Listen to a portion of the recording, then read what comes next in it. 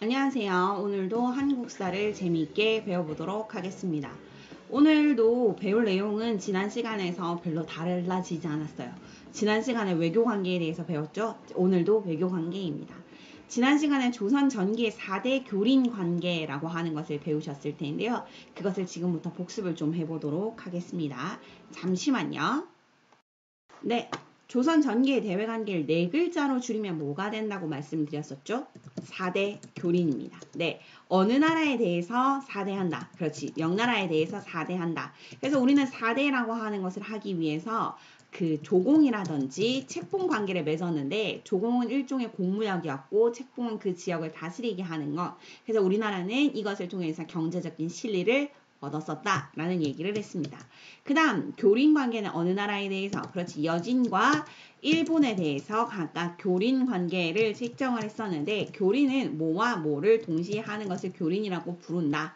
그렇지 강경책도 하고 회유책도 하고 그래서 여진과 일본에게 모두 강경과 회유책을 각각 썼었는데 여진에게 강경책을 썼던 것은 무엇이다? 그렇지 세종 때 그 사군 육진이라고 하는 것을 개척했다. 관련 있는 사람 최윤덕 장군과 누구 그렇지 김종서 장군이 있었다. 회유책은 기본적으로 뭐 하는 것? 교역 귀순을 장려하거나 아니면 무역소를 설치해 주거나 하면서 무역을 허용해 주는 것을 회유책을 두었다. 그럼 교린책에 무엇이 있었다?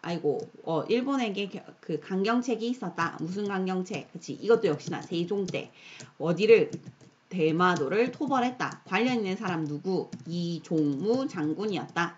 회유책이 있었는데 그 회유책도 역시나 무역 같은 교역을 허용해 주는 것이었지. 그 중에서 삼포라고 하는 것을 개항해 주었다.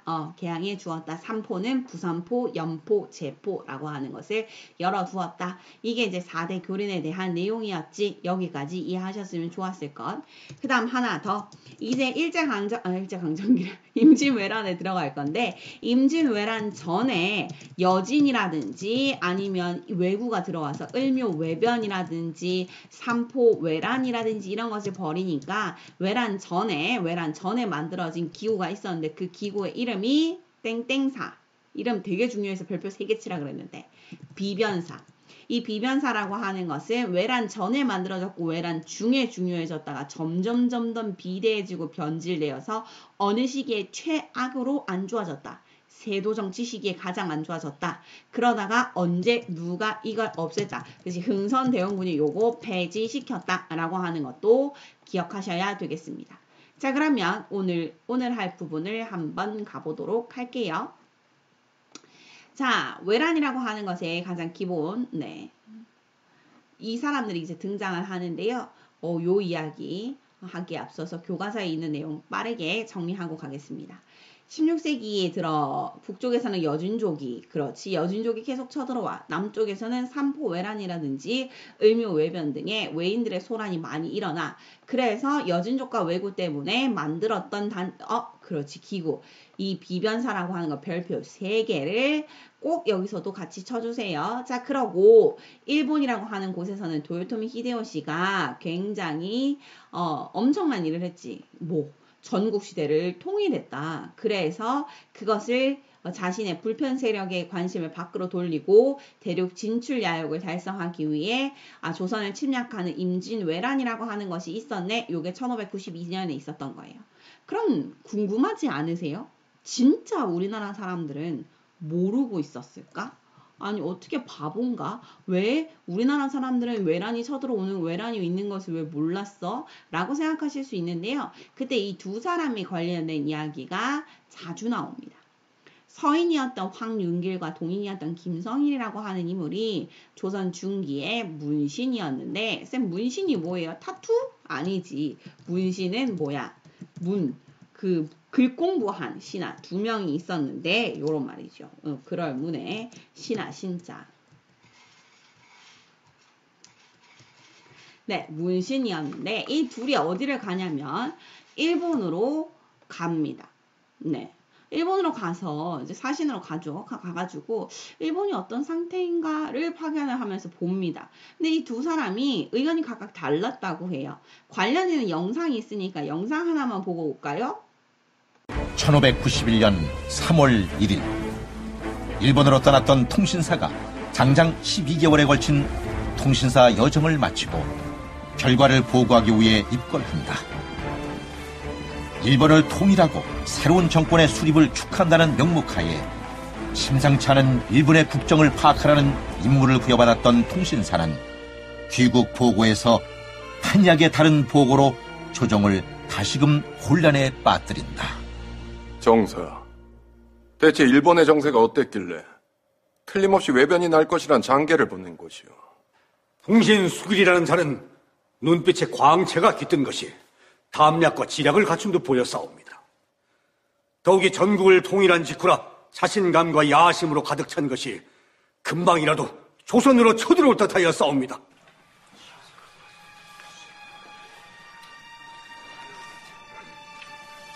소신은 필시 병화에 징조가 올 것이라 느꼈사옵니다.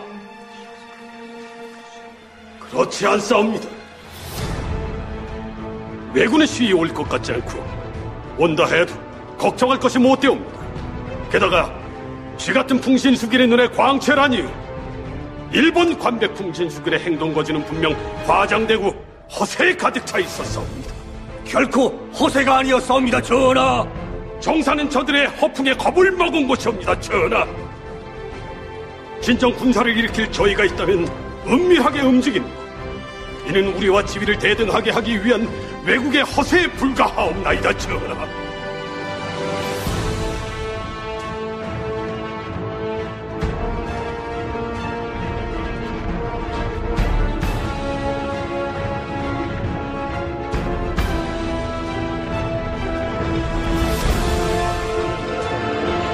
영상 보는데 좀 약간 답답하죠. 누구의 말이 맞는 것인지. 아니, 당시 왕으로서는 그런 생각이 들었을 것 같아요. 누구의 말을 들어주고 싶을까? 진짜 누구의 말이 맞을까? 황룡길이라고 하는 사람은 서인이었는데 반드시 도요토미 히데요시는 쳐들어올 것이다. 동인이었던 김성희는 아니야. 허세라고. 절대 안 쳐들어온다니까? 라고 얘기를 했다고 합니다. 근데 결국 황룡길이 맞았죠. 근데 그 당시에 누구의 손을 들어줬냐면 김성인의 손을 들어줬다고 해요. 쌤 그러면 왜 이런 이야기를 사람들이 바본가요? 이거 당시 살고 있었던 사람 김성일한테 안 물어봤을까? 일본에서 진짜 그렇게 안 보였어? 라고 얘기를 할 수 있느냐? 당시 학자였던 이황 선생님께서 진짜 이황이었나 이였나? 정확히 기억이 안 나네.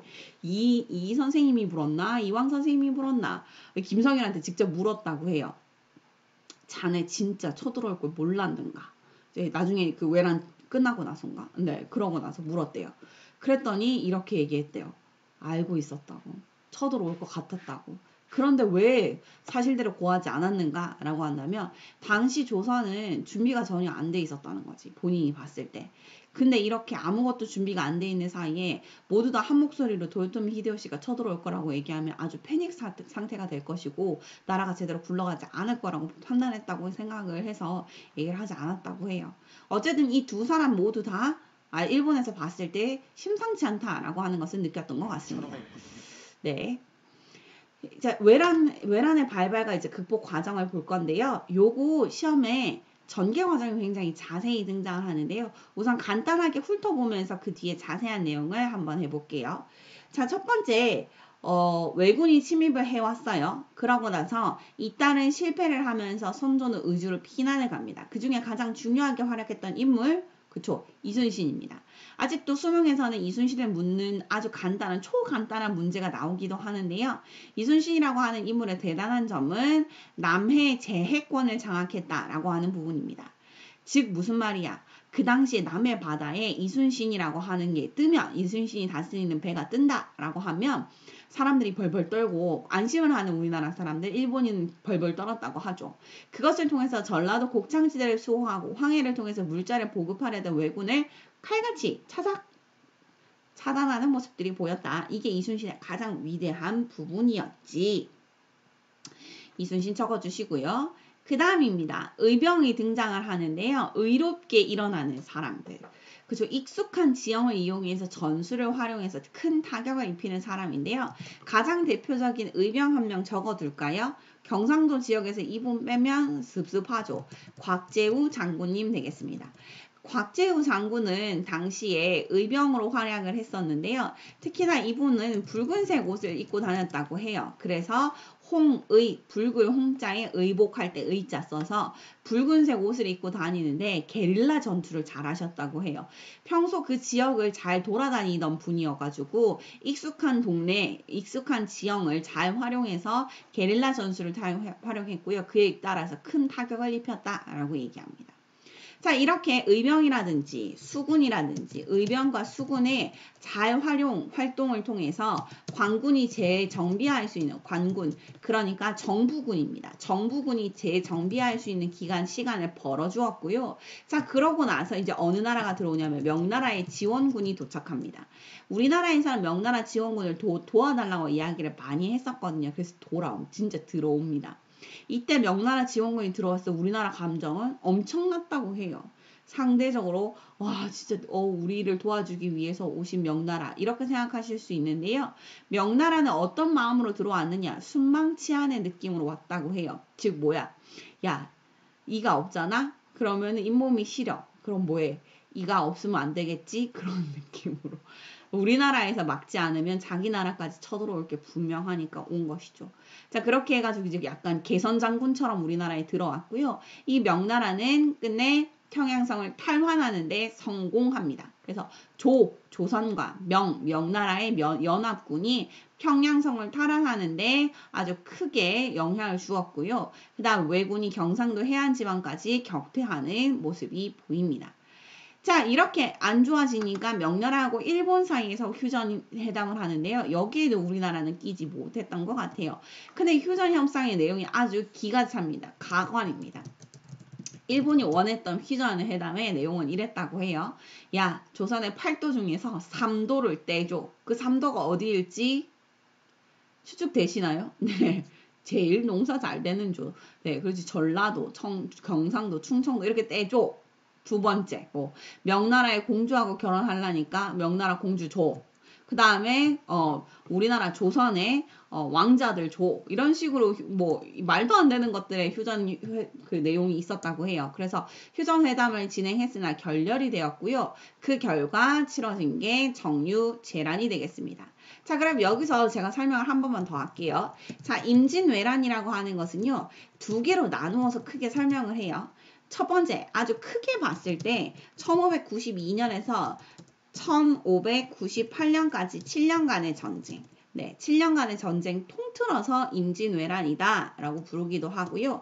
작게 나누어서 1592년부터 1593년까지 여기 한 2년 정도의 기간, 요 기간을 임진왜란이고 휴전협상하느라 썼던 3년, 그리고 나서 1597년부터 98년까지 있었던 1598년까지 2년 정도의 그 기간을 뭐라고 불러? 그치, 정유재란이라고 불러. 이렇게 해서 작게 임진왜란이라고 부르기도 하고요.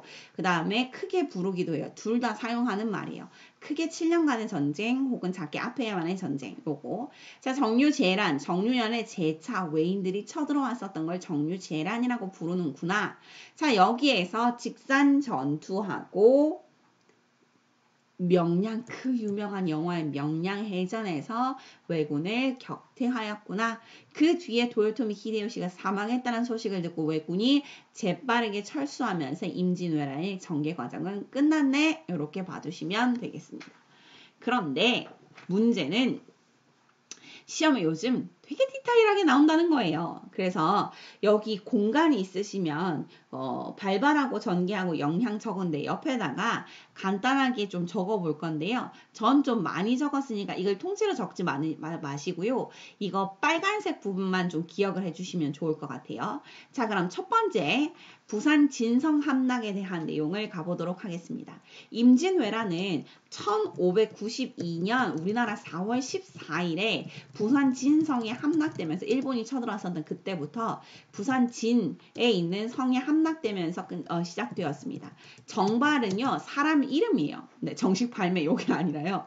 정발이라고 하는 장군이 있었고요. 그 정발이라고 하는 장군이 있었을 때 부산 진성이 함락이 됩니다. 뭐 열심히 싸우셨죠 당연히. 네.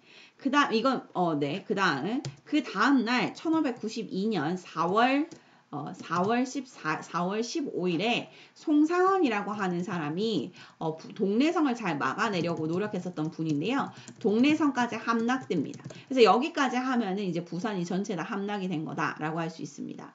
옛날에 부산의 이름은 정식 이름이 동래현이었거든요. 그래서 동래가 함락되었다. 부산이 다 끝났구나. 그래서 이렇게 이틀 만에 끝납니다. 그러니까 저는 부산 사람이라서 부산에 있는 사람은요, 송상헌 동상 한 번쯤은 보러 갑니다. 송상헌 지금은 공원도 있어요. 그래서 잘 막아내려고 노력했었던 그런 인물이라서 중시 여기는 분입니다. 여기서 이제 하나 적어둡시다. 중요 포인트 하나 나왔지요. 신립장군이 등장을 하는데요. 신립장군이 탕금대에서 전투를 합니다. 그건 날짜가요. 1592년 4월 28일 되겠습니다. 신립이라고 하는 되게 유명한 당시 최고의 장군이었죠. 이 장군이 탕금대라고 하는 곳에서 전투를 합니다. 탕금대라고 하는 거 보니까 되게 넓은 평야 같은 곳이지요. 거기서 전투하는데요. 여기서 패배합니다. 사실 이것은요. 전투가 질 수밖에 없는 전투이기는 했어요. 안타깝지만 신립 장군이 대단한 그 당시에도 유명한 그리고 위대한 장군이었음에 분명하지만 이 전투는 좀 안타깝게도 질게 너무 분명했었던 장군의 전투였어요. 그러면 탕금대 전투까지 어디예요? 충주 여기예요. 그러니까 14일 만에 그러니까 14일 여기서부터 거의 뛰었죠. 지금도 여기까지 올라가는데 걷는데 뭐 15일 더 걸리지 싶은데요. 네, 여기 부산에서부터 쭉. 그러니까 거의 그 당시에 일본의 육군들은요. 무기만 들고 뛰었습니다. 먹을 건 어떻게 하고. 그러니까 먹을 걸 어떻게 생각을 했냐면 여기 전라도가 곡창지대니까 요렇게 일본 해군들이 요렇게 가서 여길 털어서 보급을 해줄 거라고 생각을 하고 무작정 뛴 거지요. 그리고 실제로 그게 먹혔습니다. 여기서부터. 이게 마지막 서울을 막을 수 있는 마지막 곳이었거든요. 사람들 여기다 화력을 집중을 시켰는데 여기서 다 죽었어요. 그러고 나니까 어떻게 해야 돼? 이제 손쓸 방법이 없는 거죠. 그래서 이제 누가 도망갑니까? 선조가 의주로 피난을 갑니다. 선조의 이 의주 피난은요. 거의 바로였습니다. 1592년 4월 29일. 이거를 뭐라고 부르냐면 네. 점을 2개씩 찍었네. 그 선조의 몽진이라고 부르거나 파천이라고 부르는 경우도 있는데 이건 실제 나오는 이름입니다. 몽진은 먼지를 뒤집어 쓰고 간다? 네, 그런 뜻이고요. 그래서 도망가는 걸 몽진. 파천은 왕이 거처로 옮기는 걸 파천이라고 부릅니다. 그 둘 다 같은 말이죠. 그래서 어떻게 해? 한성에서부터 탁 도망가서 이제 의주. 여차하면 명나라로 건너갈 생각 준비를 하고 있는 거예요. 선조는. 자, 그럼 선조는 이러고 있을 때 그 아들이었던 광해군은 뭐 하고 있었느냐?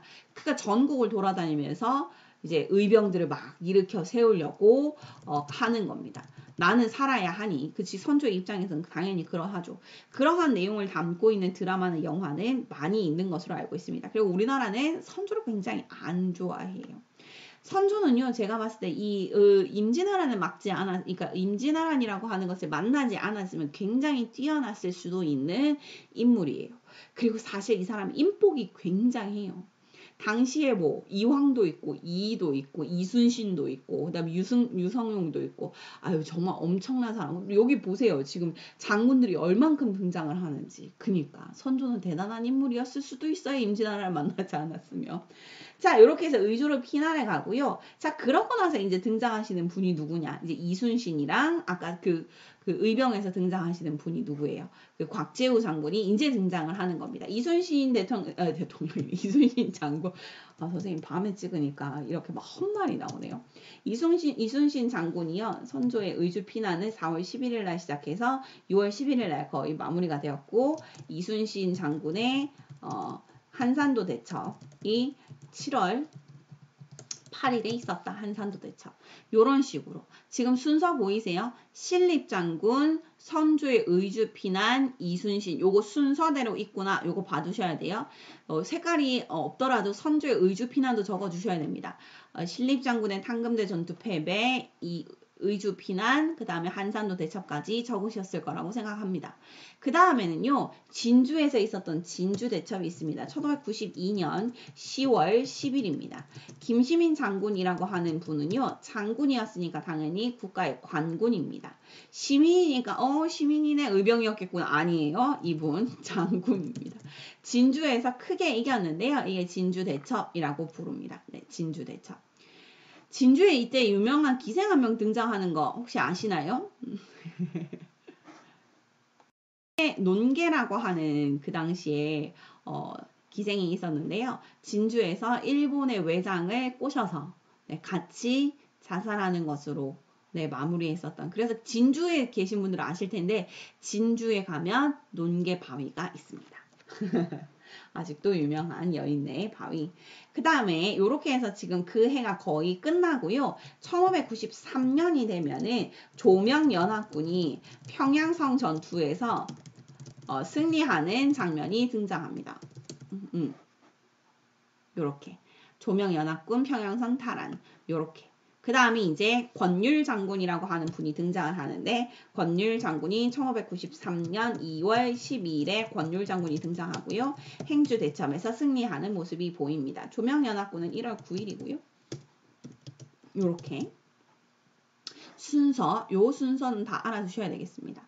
그러고 나면 명나라하고 일본과의 휴전협 회담이 있었고 강화 휴전이 결렬될 이후에 정유연의 재차 쳐들어오는 그 전투가 직선전투, 노량, 그 다음 명량해전이 있었구나. 명량 노량해전이 있었고 도요토미 히데요시 사망 이후에 후퇴했구나. 자, 그럼 다시 한번 정리. 제일 중요한 사건들만. 정발의 부산 진성 함락 모르셔도 돼요. 부산은 처음이니까 그렇구나. 그 다음에 이제 제일 중요한 게 신립이라고 하는 분이 탕금대에서 전투에서 패배하고 선조가 의주를 피난하는, 그러니까 피난하는 이런 사태까지만 해도 최악의 사태로 버티고 있었는데, 최악의 사태였는데 이제 승전보가 들려오기 시작하는 거죠. 이제 이순신의 한산도 대첩, 그 다음에 김시민 장군의 진주 대첩, 그 다음에 조명연합군의 평양성 승리, 그 다음에 권율 장군의 행주 대첩, 요렇게 해가지고 순서대로 엄청난 일들이 계속 이어지면서 우리가 알고 있는 그 임진왜란 3대 대첩이 등장하는구나. 한산도, 진주, 행주. 쌤 이거 어떻게 외워요? 그렇게 말이에요.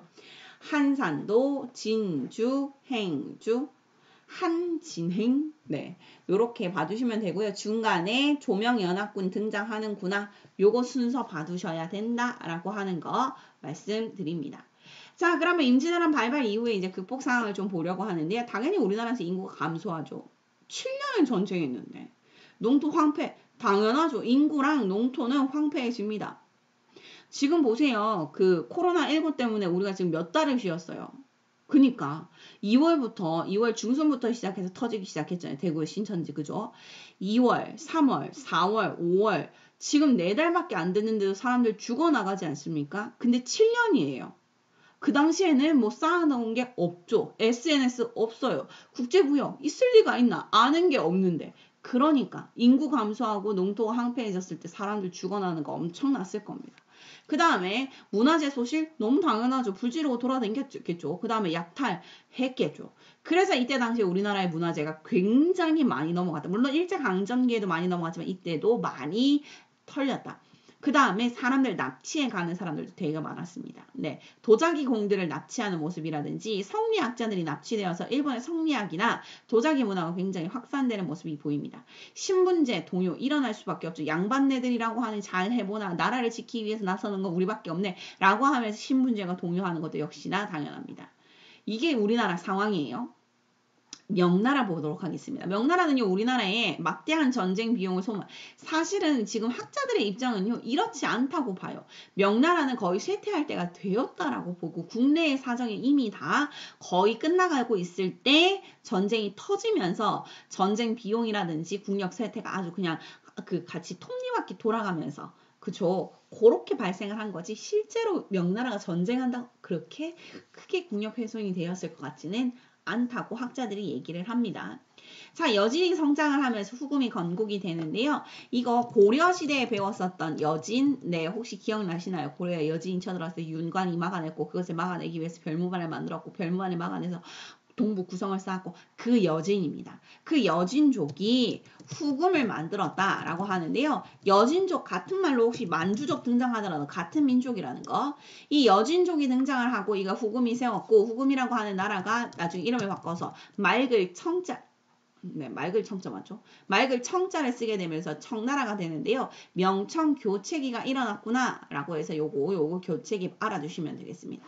그래서 우리나라에서 조선은 굉장히 힘들고 인구 줄어들고 농토 황폐화되고 신무제 동력 이건 국내 상황. 근데 명나라 아예 바뀌었어. 청나라로. 엄청난 상황이구나. 그 다음 일본입니다. 일본은 도요토미 정권이 무너지고 막부 지난 시간 배웠는데 무슨 막부? 일본의 마지막 막부. 에도 막부가 성립이 되었지. 도쿠가와 이에야스라고 하는 사람이 세웠던 이 에도 막부. 그때 에도 막부 설치되고 수립되고 나서 조선에서 약탈한 문화재와 납치한 학자들 그리고 기술자를 통해서 성리학 문화라든지 그렇지. 도자기 문화가 발전을 했었지. 우리나라의 피해 사항은 엄청났습니다. 외란 전과 외란 후를 보시면요. 그 토지에 이 만결이라고 적혀있는데 50만 결까지 지금 거의 갔었죠. 어디 경상도하고 전라도 보시면. 근데 외란 후에 그러니까 20년 만에 절벽입니다. 거의. 와, 사람들 엄청 굶어 죽었겠구나 라는 생각 안 드십니까? 그렇죠. 당시에는요. 사람을 잡아먹었던 기록들이 굉장히 많이 보입니다. 그죠. 너무 마음이 아프죠. 어쨌든 임진왜란을 거치면서 인구가 급감했구나. 엄청나구나. 임진왜란의 피해는 우리나라에서 토지, 인구로 눈에 띄게 보여주는구나. 그쵸? 그거 말고 일본에서는 뭐해? 일본의 도자기가 엄청나게 발전을 하는데 그것이 우리나라의 이삼평이라고 하는 사람을 납치해 갔기 때문에 일어났었던 일이구나. 일본은요, 이 도자기 문화의 가장 중심이었던 이 이삼평을 도조, 도자기의 조상이라고 하면서 아주 모시고 있습니다. 아름답죠. 우리나라의 것들이 넘어가서 일본의 도자기 문화 발전을 시켰고요. 일본의 도자기 문화가 포르투갈이라든지 그다음 나중에 어느 나라를 통해서 포르투갈과 네덜란드를 통해서 유럽에 전해지고요. 그 유럽에 전해진 문화가 일본 문화가 자포니즘이라고 실제로 이렇게 불러요. 자포니즘이라 그래서 동양의 문화의 유행을 이끌었다라고 이야기를 합니다. 엄청나죠. 전후에